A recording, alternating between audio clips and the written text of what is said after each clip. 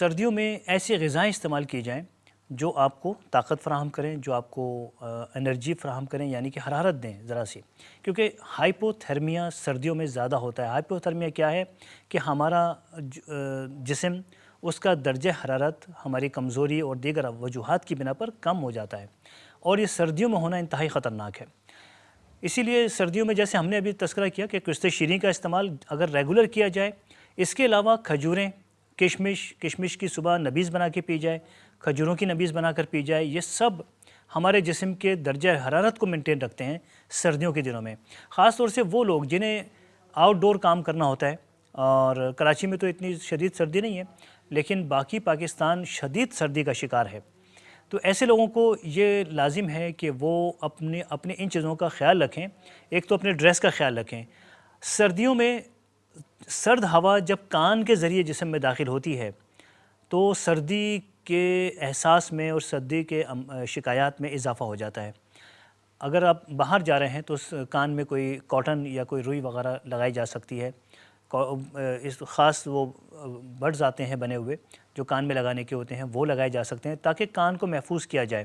آپ نے دیکھا ہوگا کہ یورپ میں وہ ایسے ہیڈ بناتے ہیں جس سے وہ کان کور کرتے ہیں، ہیڈ کے ساتھ کان کور کی۔ اس کی وجہ یہ ہے کہ سردی کا زیادہ اٹیک وہ کان کے ذریعے سے جسم میں ہوتا ہے۔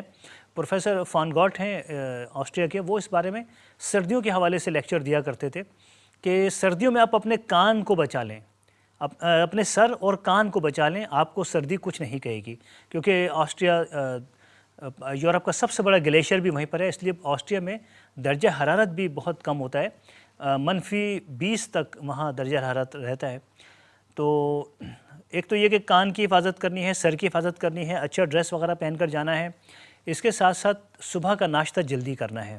جو لوگ دیر سے ناشتہ کرتے ہیں ان کے جسم میں ویسے ہی ویکنس اور کمزوری، بظاہر وہ دیکھنے میں بہت طاقتور اور بہت ہیلدی نظر آئیں گے، لیکن اگر کوئی شخص عادی ہے دیر سے ناشتہ کرنے کا تو اس کے جسم میں ہائپوتھرمیا یعنی کہ درجہ حرارت کم ہونے والی شکایت اکثر آ سکتی ہے۔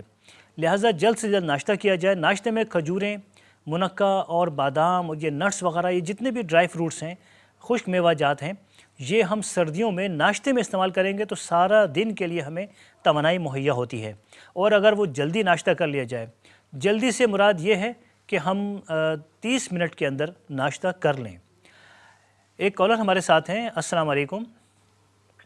ناظر صاحب بات کر رہے ہیں؟ وعلیکم السلام جی، اپنا اور شہر کا نام بتائیے۔ سر میں کراچی سے بات کر رہا ہوں، ریاض نام ہے میرا۔ جی ریاض صاحب فرمائیے۔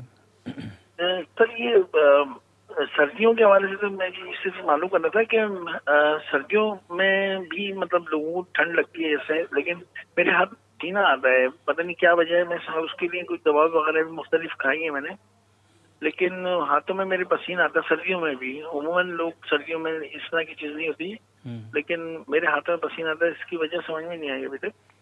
تو برائے مہربانی کچھ مجھے اس حوالے سے کچھ نسخہ بتائیں۔ ٹھیک ہے، میں انشاءاللہ عرض کرتا ہوں اس بارے میں۔ دراصل یہ انہوں نے پوچھا کہ ہاتھوں میں پسینہ رہتا ہے، پورا سال رہتا ہے، لیکن سردیاں ہونے کے باوجود بھی وہ جاری رہتا ہے۔ تو اس کا تعلق سردی گرمی سے نہیں ہے، یہ ہمارے پسینے لانے والے جو غدود ہیں وہ ہائپر ایکٹیو ہو جاتے ہیں، وہ زیادہ متحرک رہتے ہیں، جس کی وجہ سے پسینہ، اور پورے جسم کا نہیں، شاید آپ کے ہاتھوں میں زیادہ ہوتا ہوگا۔ اگر پورے جسم پہ پسینہ آ رہا ہے تو اس بارے میں آپ کو یقیناً کسی اچھے ڈاکٹر، جنرل فزیشین کے پاس پہلے جائیں، انہیں دکھائیں، وہ آپ کے ضروری ٹیسٹ کریں گے اور پھر یہ سامنے آئے گی بات کہ ایکچولی یہ کیوں ہو رہا ہے۔ لیکن ویسے میں آپ کو بتاتا ہوں کہ آپ نے مزید احتیاطیں کیا کرنی ہیں۔ ایک تو آپ نے چند چیزیں استعمال نہیں کرنی جس میں قیمہ شامل ہے۔ کسی بھی چیز کا قیمہ آپ کھائیں گے، یہ ایشو اس دن زیادہ ہوگا جس دن آپ قیمہ استعمال کریں گے۔ دوسری چیز، یہ برائلر چکن، فارمی انڈے کھائیں گے، اس کی وجہ سے بھی جسم کا جو ایک نظام ہے، ڈیفنس سسٹم، وہ کمزور ہوتا ہے، تو یہ اس دن آپ کا یہ ایشو زیادہ ہوگا۔ اسی طرح سے بیف یعنی گائے بھینس، تو آپ نے 3 چیزوں کو اوائڈ کرنا ہے، یہ برائلر، بیف اور قیمہ کسی بھی قسم کا ہو۔ اس کے علاوہ آپ غذائیں استعمال کریں۔ صبح کے وقت آپ 1 گلاس نیم گرم پانی میں 1 یا 2 چمچے شہد ملا کر یہ صبح نہار منہ آپ پی لیں۔ انشاءاللہ اس سے بھی بہت سے لوگوں کو فائدہ ہوا۔ اکثر میرے پاس ایسے پیشنٹ پاکستان میں بھی آئے اور باہر بھی، انہوں نے، کیونکہ ایشو پاکستان میں اتنا نہیں ہے لیکن یہ جو ہمارے عرب ممالک ہیں وہاں یہ ایشو بہت زیادہ ہوتا ہے. تو میں نے ان کو یہی بتایا کہ ایک تو شہد بتایا، پھر جو کے دلیہ کا ناشتہ بتایا، کیونکہ جو کا دلیہ آپ کے جو جسم کے موئسچر ہے اس کو بیلنس کرتا ہے دیگر ادویات کے ہمراہ. ادویات کے ساتھ اگر جو کا دلیہ کھایا جائے تو کافی فائدہ ہوتا ہے. اسی طرح آپ سونے جاگنے کے ٹائمنگ کی پابندی کیجیے. رات جلدی سونا ہوگا اور صبح جلدی اٹھنا ہوگا. رات اس لیے جلدی سونا ہے کہ اللہ تعالیٰ نے ایک ڈاکٹر ہماری بایولوجیکل کلاک کے حوالے کیا ہے جو رات میں جاگتا ہے. بایولوجیکل واچ آپ سے کہتی ہے، یعنی آپ کی حیاتیاتی گھڑی آپ سے یہ کہتی ہے کہ آپ رات کو 10 بجے تک سو جائیں میکسیمم، شاید کسی وجہ سے 11 بج جائیں. جب آپ سو جائیں گے آپ کے جسم میں اللہ نے ایک ڈاکٹر آپ کے ساتھ بھیجا ہے، یعنی دنیا میں آپ کو بھیجا اور آپ کے اندر ایک ڈاکٹر رکھ کر بھیجا جو 11 سے لے کر اور رات 3-4 بجے تک آپ کے پورے جسم کی مینٹیننس کرتا ہے، سارے جسم کی ریپیئرنگ کرتا ہے. اس ڈاکٹر کو موقع دیجئے.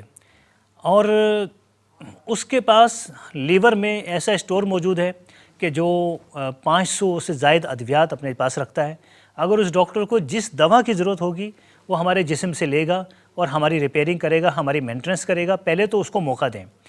ہم کرتے کیا ہیں، دنیا بھر کے علاج کراتے ہیں، سستے مہنگے علاج، لیکن رات پوری رات جاگتے ہیں. خاص طور سے پاکستان میں ہم جب آتے ہیں تو یہاں تو ایسا لگتا ہے کہ شاید رات کا مطلب اندھیرا ہونا ہے، ادروائز تو دن ہی ہے. ساری ایکٹیویٹیز، تمام ہابیز جاری ہیں، تمام کھیل کود بھی. رات کے 12 بجے تو بیڈمنٹن ہو رہا ہوتا ہے.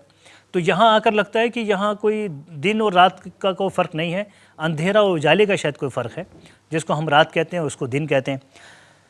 تو رات جلدی سونا ہے اور ساتھ ہی جو پرہیز بتایا یہ کرنا ہے. اس کے علاوہ قسط شیریں 100 گرام اور کاسنی کے بیج 20 گرام، حب الرشاد 10 گرام، اس کو پیس کر مکس کر لیجئے. ایک چائے کا چمچ ناشتے کے بعد، ایک چائے کا چمچ رات کھانے کے بعد کھائیے.